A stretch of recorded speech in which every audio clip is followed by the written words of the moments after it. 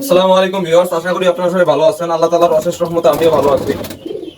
গত রাতে এরকম বৃষ্টি হয়েছে যে বৃষ্টি হওয়ার কারণে এই দেখেন আমার কবুতরের ঘরটি একদম ভিজে স্যাঁতসেঁতে অবস্থা হয়ে গেছে। পানি ঢোকার কারণে একটি দুর্ঘটনা ঘটেছে। এই দেখতে পাচ্ছেন, এই যে এই বাচ্চাটা ভিজে গেছে এবং এই বাচ্চাটা এই যে দেখেন মারা গিয়েছে। এই যে বাচ্চাটা, এই যে দেখতে পেলেন বাচ্চাটা মারা গিয়েছে। অনেক খারাপ লাগতেছে যে বাচ্চাটা মারা গিয়েছে। এখানে পোকাও দিয়েছে অনেক। একদিনের বৃষ্টিতেই দেখেন কি অবস্থা। তো ঘরটা আমি পরিষ্কার করব। ঘরটা যদি আমি পরিষ্কার না করি, এখানে গ্যাস সৃষ্টি হয়ে গেছে। এই গ্যাসের কারণে কবুতরগুলোর বিভিন্ন রোগ হয়ে যাবে এবং কবুতরগুলো মারা যাবে। তো বন্ধুরা, কিছুদিন আগে আমি আপনাদের একটি ভিডিওতে বলেছিলাম এই রেসারের বাচ্চাটির অনেক কৃমি হয়েছিল। কৃমির কারণে বাচ্চাটি মারা যাইতে ধরছিল। তো আমি একটি কৃমিনাশক ওষুধ দিয়েছিলাম, আল্লাহ তাআলার মেহেরবানিতে এটা বেঁচে ছিল।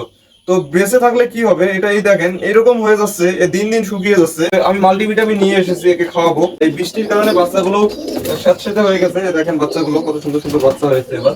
তো আপনারা অনেকেই একটি কথা আমাকে জিজ্ঞাসা করে থাকেন যে বৃষ্টি নামলে কবুতরকে কি খাইতে দিব, কি খাওয়ালে বৃষ্টির দিনে কবুতরের সমস্যা হবে না। যখন প্রচন্ড বৃষ্টি নামে তখন কবুতরগুলো ঝিম মেরে বসে থাকে, খাওয়া দাওয়া একটু কম করে। তখন আপনারা বাজারে গ্রিট কিনতে পাওয়া যায়। ওটা ইটের গুঁড়া, তারপরে ডিমের খোসা, লবণ, বিভিন্ন প্রকারের ভিটামিন দিয়ে তৈরি হয় এবং সেটা বাজারে পাওয়া যায়। সেই গিরিটটা এনে আপনারা কবুতরকে খাইতে দিবেন। এই গিরিট খাওয়ালে কবুতরের হজম শক্তিটা ভালো থাকবে। কবুতর যে ডিম বাচ্চা করে সেই ডিম বাচ্চাটা ভালো করবে। কবুতরের যে ডিমের খোসা, সেই ডিমের খোসাটা শক্ত হবে। বিভিন্ন রোগ থেকে আপনারা মুক্তি পাবেন। মাত্র অল্প কয়েকটা টাকা দাম।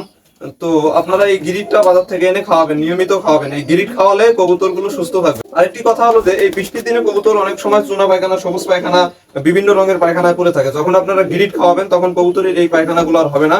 কবুতরের পায়খানাটা ভালো থাকবে এবং কবুতর গুলো সুস্থ থাকবে। আমার হাতে একজোড়া কবুতর দেখতে পাচ্ছেন, এটা মূলত সোয়াচন্দন এবং ঘিয়াচুল্লি কবুতরের ক্রসবিট।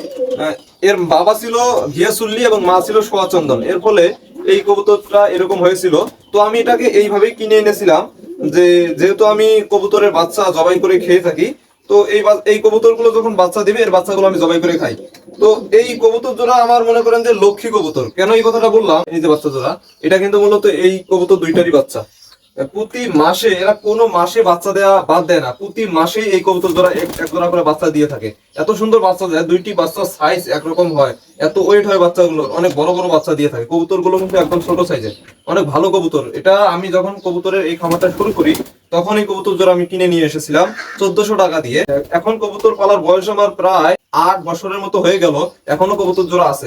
আপনারা অবশ্যই এই বৃষ্টির দিনে কবুতরগুলোর একটু যত্ন নেবেন। এই বৃষ্টির দিনে যদি কবুতরগুলো যত্ন না নেন, কবুতরগুলো মারা যাবে। ভিডিওটি যদি আপনাদের কাছে ভালো লেগে থাকে তাহলে অবশ্যই লাইক, কমেন্ট, শেয়ার করে দিবেন। আপনাদের সাথে আমার দেখা হবে আমার পরবর্তী কোনো ভিডিওতে। সেই পর্যন্ত আপনারা সবাই ভালো থাকবেন, সুস্থ থাকবেন। আল্লাহ হাফেজ।